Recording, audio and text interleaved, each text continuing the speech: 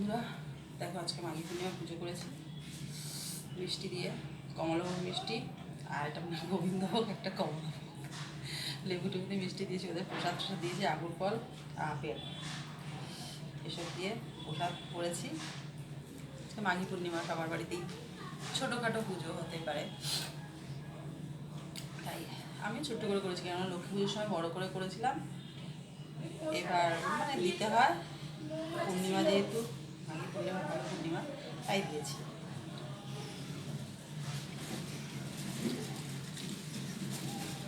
কালটা বাড়িতে মাঘী পূর্ণিমা পুজো করেছো অবশ্যই কেমন হচ্ছে জানিও।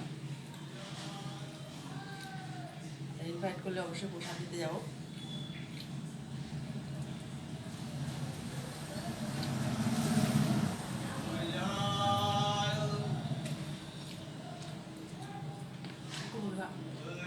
বাহ।